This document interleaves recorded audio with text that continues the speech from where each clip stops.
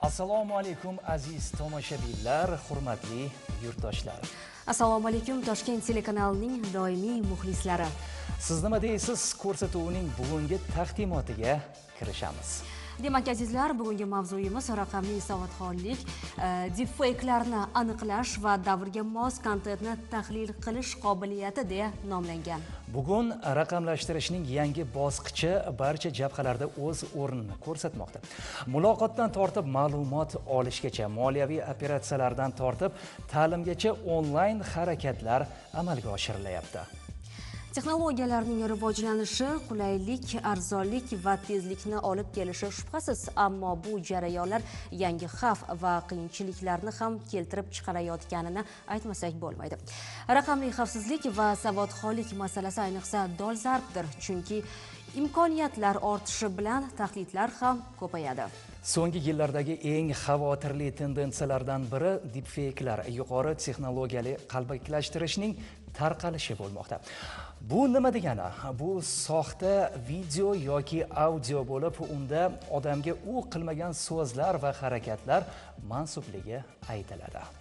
Nayrotarmoqlar tufayli bunday soxtalashtirishlar tobora reallashib bormoqda. Bu esa jamoatchilik fikrini manipulyatsiya qilish, shantaj, siyosiy provokatsiyalar va shunchaki firibgarlik uchun keng maydon ochmoqda. Raqamli kontentni tahlil qilishning asosiy ko'nikmalarga ega bo'lmagan odamlar ming afsuski yolg'on ma'lumotlarga osongina berilib, ularning qurboniga ham beixtiyor tarqatuvchisiga ham aylanishmoqda. Bugun birgalikda mana shu mavzuga yaqindan yondashish maqsadida studiyamizga soha vakillarini, mehmonlarni ham taklif etganmiz. Demak, suhbatni boshlasak ham bo'ladi. Barcha qadrli mehmonlarimizga assalomu alaykum. Xush kelibsizlar. Demak, suhbatni birinchi bo'lib Abdumalik aka, siz bilan boshlaymiz. Aynan bugungi mavzu sizni hayotingizda aloqador mavzulardan biri. Ya'ni siz ham aynan deepfake qurboni bo'lgansiz bir paytlar. Assalomu alaykum.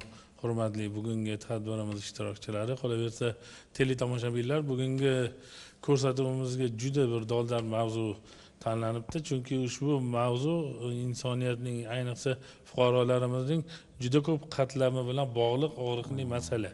Shaxsan men o'zim aytadigan bo'lsam, deputatlik faoliyatimni olib borish davrimda meni rasmimdan, meni nomimdan foydalanib turib 4 yil davomida meni go'yoki maishiy xizmat ko'rsatuvchi texnika sotuvchilaridan birini namoyon qilishdi va bu ayniqsa men tanigan insonlar orasida juda katta aylandi va undan keyin yana yiriklashib butun Toshkent bo'yicha va O'zbekiston bo'yicha kengaydi. Shu bilan meni uyimga, avval ishxonamga, avval telefon raqamimga va borib uyimgacha fuqarolar murojaat qilishni boshladi. Ya'ni biz seni hisob raqamingga pul to'ladik, iPhone telefonimizni qachon olib kelasan, yo bo'lmasam qachon bizga Lacetti tuzumidagi mashinani olib kelasan, muddat o'tdi deb. Shunda men tushunmovchilikka borib, qanaqa nima bo'ladi bu masalaga oydinlik kiritish masalasida murojaat qiladigan bo'lsam, meni nomimdan, ya'ni bu joyda deepfake'da foydalanadigan eng kerakli xususiyatdan bittasi insonni turishi, ko'rinishi, uni so'zlashishidan foydalanishadi. Ya'ni inson qanchalar ko'rinishida ishonchli, to'g'rimi? Mana ko'rinib turibsiz, sizga ishonsa bo'ladi. Ya'ni o'z ustida ishlaydigan, mavqeingiz baland, bir chiroylikkina ko'rinib turibsiz. Har bir fuqaro, o'zbek sodda fuqarosi bilan ko'rganda ishonadi. Haqiqatda bu yigit shu ishlar bilan shug'ullansa kerak deydi va istalgan mablag'ni bittada o'tkazib beradi. Haqiqatda shunaqa ekan, juda katta lavozimda ishlaydigan, juda katta ishlarda ishlaydigan fuqarolar kelyapti. Mana oldimga nafaqat oddiy sodda bolalar kelyapti, u yosh kattalar kelyapti. Va ushbu masala borib oilamga muammo keltiradigan bo'ldi, borib hayotimda, ishimda muammo keltiradigan bo'ldi. Ichki ishlar idoralariga murojaat qildim. Ularga murojaat qilsam, mendan oldin ular jabrdiydalar murojaat qilganlari bor ekan. Shuning uchun bugungi bu manzilda, bu makonda biz barchamiz foydalanishimiz kerak. Buni juda yaxshi o'zlashtirishimiz kerak. Va oxiri nima bo'ldi? Ushbu holat bo'yicha tegishli choralar ko'rildi va bugungi kunga kelib ushbu firibgarlikni, kiber xavfsizlik bo'yicha firibgarlikni oldi olindi. Shundan xudoga shukur deb turibman, lekin orada yuzlab insonlar moddiy zararga kirgani mana holda. shunday vaziyatlarda, ya'ni xuddi siz kabi muammo girdobiga duch kelgan insonlar birinchi navbatda kimga yoki bo'lmasam qayerga murojaat qilishlari kerak degan galdagi savol bilan Ulug'bek Choriyev, marhamat, so'z navbatini sizga taqdim etamiz. Assalomu alaykum, davramiz qatnashchilari. Bugungi dolzarb mavzuga mana yuzlashib turibmiz. Avvalambor mana shu davraning ishtirokchilari va tashkilotchilariga kattakon rahmat aytib qolamiz. Hozirgi kunda bu juda dolzarb va qanday juda qo'rqinchli desa ham bo'ladi boshqacha ma'noda. Chunki kiber makonda sodir etilayotgan jinoyatlar qurbonlari kundan kunga oshib bormoqda. Undan tashqari qanday chora ko'rilyapti bugungi kunda? Bugungi kunda har bitta holat bo'yicha bizni boshqarmamiz, ya'ni axborot texnologiyalari sohasidagi jinoyatchilikka qarshi kurash boshqarmasiga bevosita murojaat qilishadi fuqarolarimiz. Ular murojaatlari olinib, o'rganilib, tegishli tashkilotlar bilan hamkorlikda ular topish choralari ko'rilyapti va ijobiy natijasi bormi, topiladimi? Ijobiy natijalarimiz bor. Bir nechta o'sha yaqinda ham jinoyatlarimiz aniqlandi. O'sha jinoyatlarimiz orasida Telegram yoki ijtimoiy tarmoqlarda turli xil guruhlar tashkil etib, noqonuniy yo'llar bilan pul o'zlashtirishga harakat qilayotgan guruhlar aniqlandi va ularga tegishli choralar ko'rildi. Mana o'tgan yil juda katta tendensiya bilan bir jinoyat turi shakllandi. O'shada misolda aytib o'tmoqchiman. Masalan, Allo Mama degan shakl, o'sha usul rivojlandi. O'tgan yil 2024-yil aprel oyida boshlandi. Bu tendensiya mart oyida boshlanib, aprel oyida to'liq shakllanib, 300 dan ortiq odam jabrlandi. Mana shu fuqarolarni Allo Mama uslubida qanaqa holat ko'rildi? Bu yerda o'sha masalan uydagi uyali aloqa vositalari emas, balki o'sha oddiy telefonlarga qo'ng'iroq qilishib, o'sha domashniy telefon, uy telefoniga telefon qilib, shu uy telefonlari orqali DTPga uchradim. Yolg'ondan o'tda ham masalan aytish mumkin, o'tdan sun'iy intellekt foydalanilgan. Bu yerda videoli emasdi, kontentli emasdi, audio, ovozli orqali, ovoz orqali mana shunaqa sun'iy intellektdan foydalanish va o'sha ko'pincha bilamiz, uyali aloqa vositalarini o'zimiz bilan olib yuramiz. Uy telefonlari, ya'ni domashniy telefonlarimizni uyda o'tiradigan, ya'ni qariyalar bo'lishi mumkin, yoshi katta insonlar bo'lishi mumkin. O'shalar tezroq aldanib qoladigan insonlar ko'tarib, bu kiber jinoyatlar faqat texnologiyadan foydalanish emas, ya'ni bundan tashqari psixologik ta'sir ko'rsatish, ya'ni manipulyatsiyaga asoslangan usullardan hisoblanadi. Xuddi shunday qilib manipulyatsiya orqali o'sha farzandi avariyaga uchradi va avariyaga uchrashi natijasida, avtohalokat natijasida bitta shaxs vafot etyapti. Hozir bunga operatsiyasiga menimcha pul olib kelib berish kerak, tezlik bilan olib kelib berish kerak. Bu uchun mana bu sumkani olasizda kuryerimiz boradi. Mana shu kuryerimizga dollarda, AQSh dollarida mablag' aytiladi va mana shu jarayonda ham beriladi. Xuddi shunday. Aynan mana shu unday voqealarga xuddi shunday holatlar bo'ldi. Shu holatlar orqasidan hozir 70 dan ortiq shaxslar ushlangan va ularga nisbatan tegishli choralar ko'rildi. Juda ham yaxshi. Abdurahmon aka, savolimiz sizga aynan mana shunday deepfake'lardan qanday foydalanish mumkin va hozir aytyaptilar-ku, sun'iy intellektdan foydalangan holatda mana shunday kiberjinoyatchilik hodisalari ham tarqalyapti deb. Ular buni qanday amalga oshirishadi? O'z texnikasi qanday? Assalomu alaykum. Deepfake'larni birinchi turlab olishimiz kerak. Bu noldan yaratilgan videolar. Hozirgi mana shu sun'iy intellekt yordamida yaratilgan videolar, u hech qachon bo'lmagan hodisalar va hech qachon bo'lmagan odamlar bilan amalga oshirilishi mumkin. Bu video yaratilishi mumkin yoki hayotda bor odamlarni oldin bo'lmagan hodisalarga tushirish mumkin. Va ikkinchi ko'rinish bu face swap. face swap bu bitta odamning yuzini boshqa odam yuziga qo'yish, mimikasini to'g'rilab bir-biriga tushirish. Va face swap ichiga lip syncing degan narsa bor. Lip sync bu lab harakatini birlashtirish. Masalan, hozirgi men gapirayotgan videoni boshqa tekst qo'ydirib, meni labim to'g'ri qimillashiga yordam berishi mumkin. Bu narsani qilish hozirgi kunda juda ham oson. Oddiy personal kompyuter yordamida har bitta odam o'zi qilishi mumkin. Bu ochiq dostupda bor. GitHub platformasida programmistlar biladi buni. Programmistlar biladi. Abdurahmon aka, mana hozir Ulug'bek aka o'zlari ham aytayaptilar, aynan o'sha bunday jinoyatlarni sodir etgan insonlarni topish qiyinroq. Nima sababdan? Albatta qiyin, chunki hozirgi internet rivojlanishini hisobga olganda jinoyatchilar balki bu davlatda o'tirishi mumkin yoki Avstraliyada bo'lishi mumkin yoki qo'shni Qozog'istonda o'tirishi mumkin va bu narsa mana shu jinoyatchilarni ushlashi, topishi juda ham qiyinlashtiradi. Chunki hozirgi kunda agar odamlar xohlasa, Telegram akkauntlarni, O'zbekiston nomerli Telegram akkauntlarni masalan $10 dan $5 dan sotib olishi mumkin. Bittada 1000 ta akkaunt sotib olishi mumkin O'zbekiston nomeri bilan. Va bu nomerlar qaysidir ham odamni nomiga olingan nomerlar bo'ladi va agar qidiruv boshlanganda bizani fuqarolarga chiqib qolishadi. Lekin ular bilmaydi, chunki bunaqa telefon raqami ularda olinmagan bo'lishi ham mumkin yoki ular Telegramdan o'tmagan bo'lishi mumkin. Masalan, qariyalarning nomiga olingan bo'lsa, Telegramdan foydalanishmasa, ular bilishmaydi ham.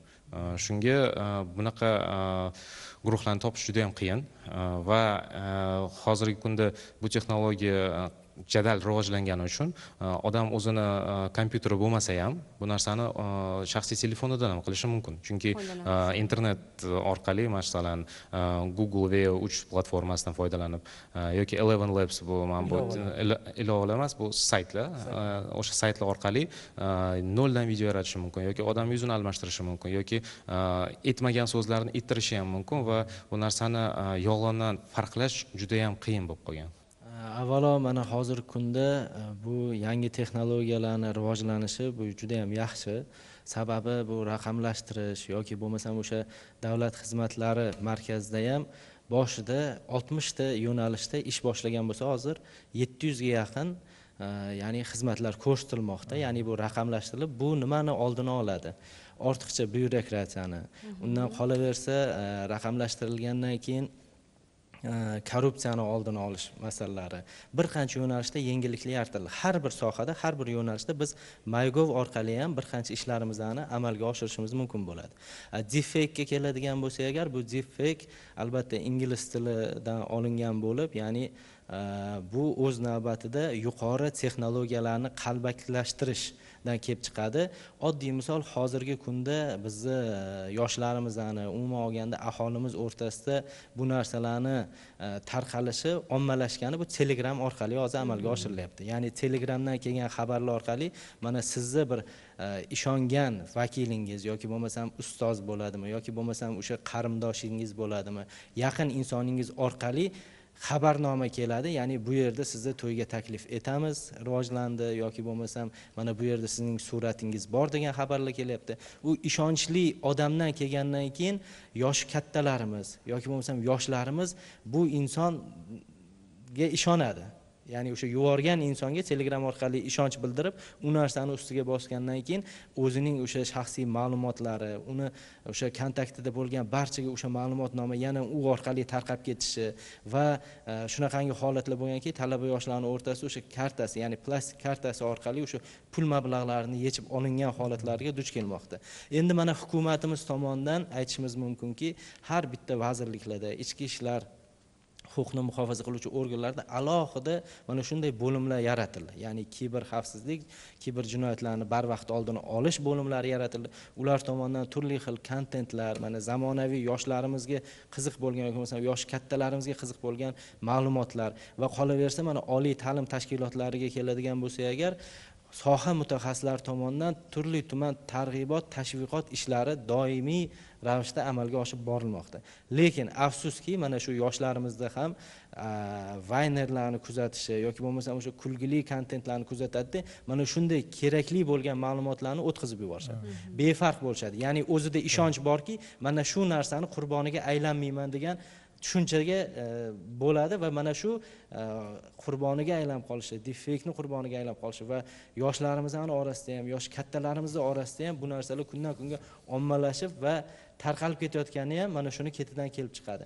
Demak, mana shu targ'ibot, tashviqot ishlarida, undan tashqari mana shu deepfakerlardan boya yuqorida aytib o'tildi, menga ko'rsatdilar ham mana biz mutaxassisimiz, ya'ni hattoki shu ko'rsatuvni o'zida ham sun'iy intellekt orqali bir xil, hatto men qaradim, o'zlarining yuzlarini qo'yganlar, juda ham oson. Ya'ni ularning so'zlari bilan, ularning ovozlari bilan bu narsalar amalga oshiryapti.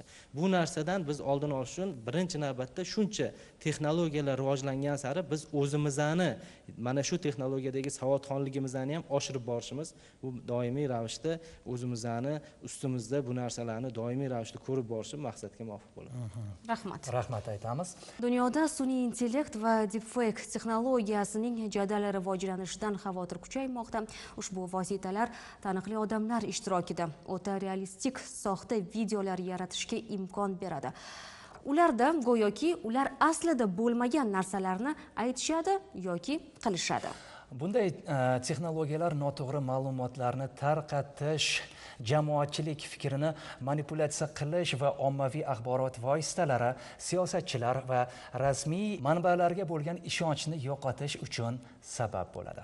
Fake xabarlar orqasidan har bitta xonadonda yoki bo'lmasam har bitta el-elatni ichida jabr ko'rmagan fuqaromiz menimcha deyarli yo'q. Chunki kimni qarama oxirgi paytlarda kartasidan pul yo'qotib qo'yganligi va boshqa holatlar, yana bular hozir mutaxassislarimiz aytib o'tganidek, sizni rasmingizmi bu degan yaqinda SMS kelyapti o'zimga, ochishga ikkilanib qoldimda, yo'q bu fake bo'lishi mumkin degan o'zim yaqinlarimdan kelgandan keyin ikkilanib qoldimda, lekin ochmadim. Qarasam, udalerni akkaunt bo'lib ketgan ekan. Bu xuddi shunday hamma hududni qamrab olyapti.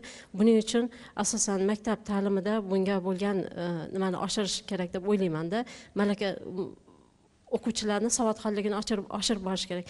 Asosan maktab o'quvchilari, yosh kattalar ham jabrlanyaptilar, lekin maktabdan boshlash kerak, ta'limdan boshlash kerak deb o'ylayman. Chunki kiber xavfsizlikka maktab davridan o'qitishni yo'lga qo'yish kerak deb o'ylayman. Bo'lmasa juda ham katta yo'qotishlarga olib kelishi mumkin. Tashakkur. Rahmat.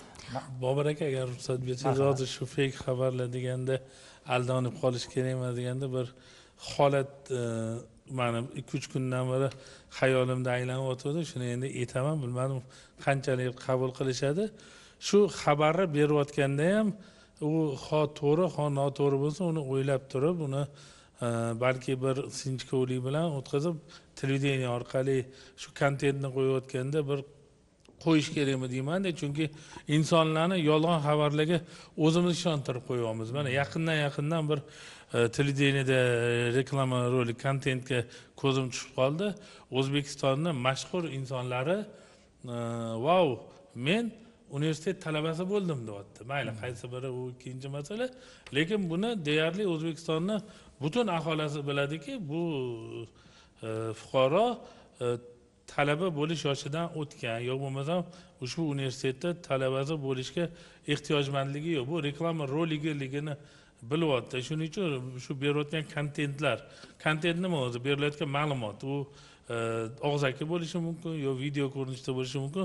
Shular ishonchli ma'lumotga tayangan holda bo'lsa, ushbu holatni boshqalar ham qaytarmaslikka harakat qilardi-da. Ertaga nima bo'ladigan bo'lsa, ular o'zinglar nima qilsizlar deydi.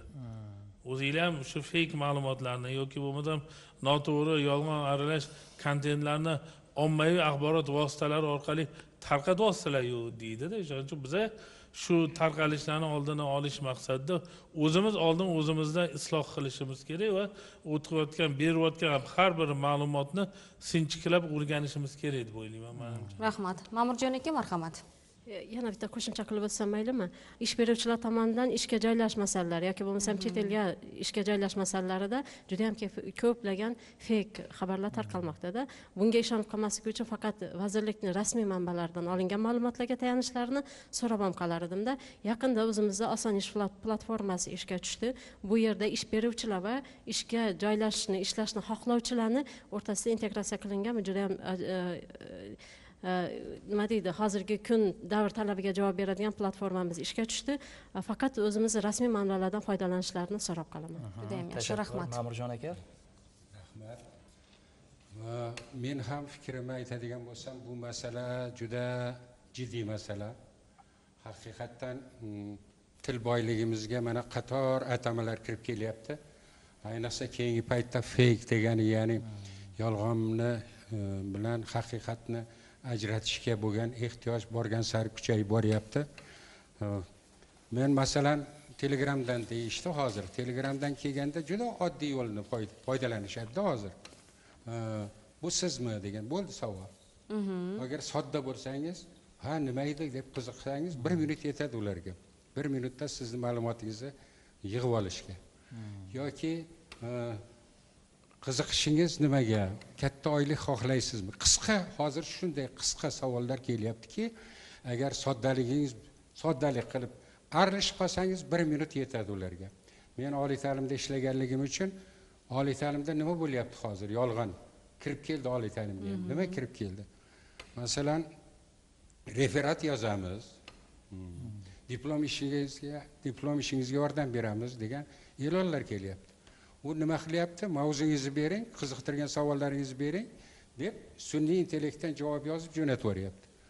Agar professor, o'qituvchi ma'lumoti bo'lmasa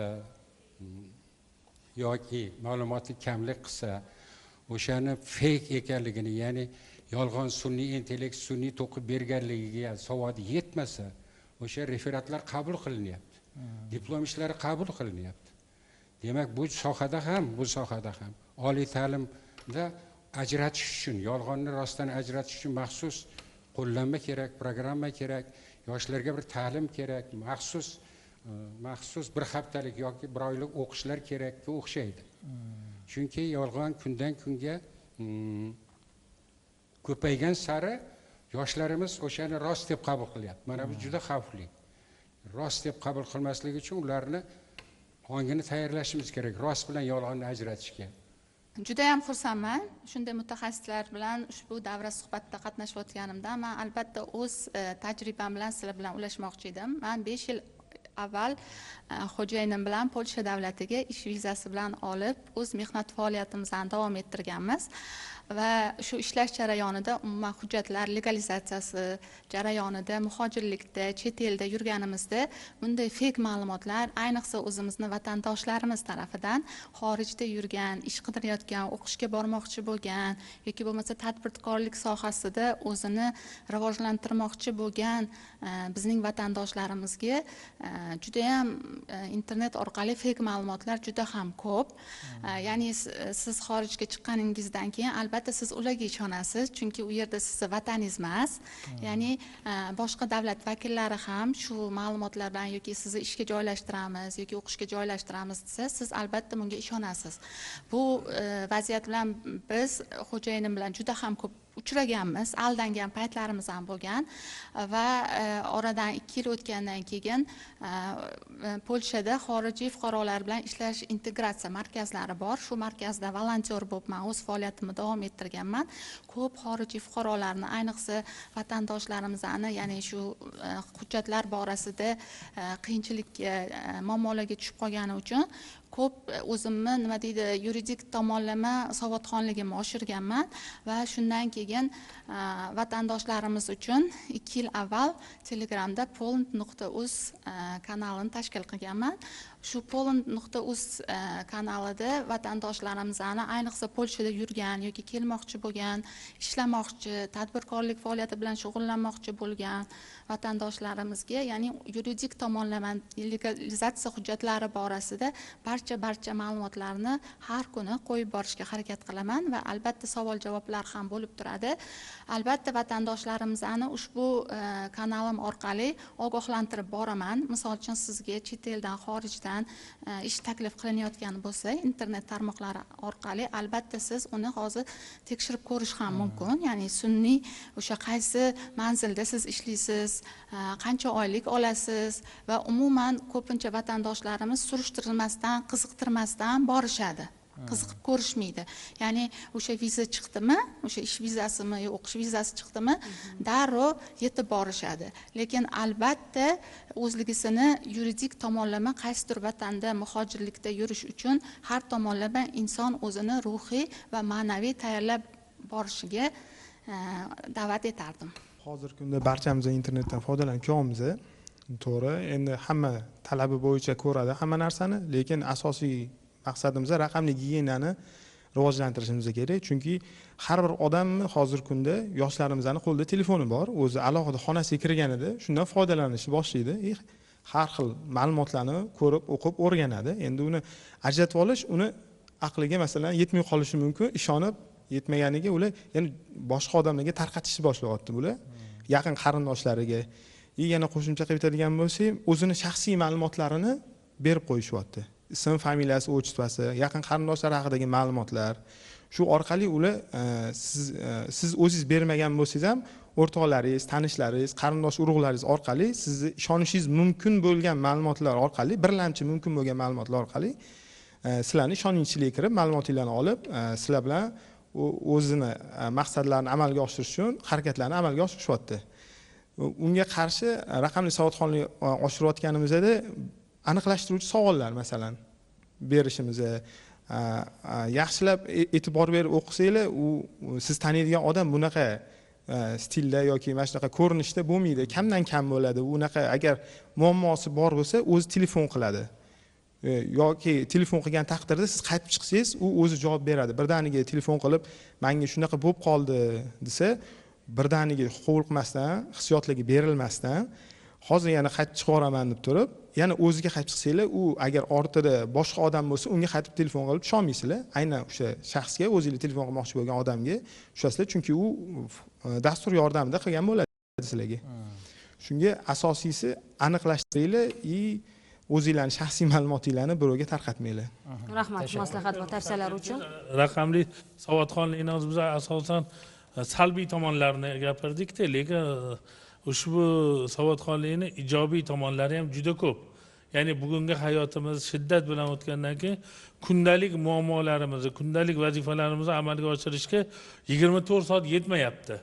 Ya'ni fiziki agar biz bir ishni bajaramiz desak, ulgurmayapmiz. Shuning uchun bizga bugungi davrdagi ushbu ma'lumotlardan elektron ravishda foydalanish, ularni o'z o'rnida, mana misol uchun poliklinikaga bormoqchimiz. Oldin qanaqa bo'lardi? Poliklinikaga borib, navbat olib, navbatimiz kelganda kirardik, unda 1 soat, 2 soat, 3 soat vaqtimiz ketadi.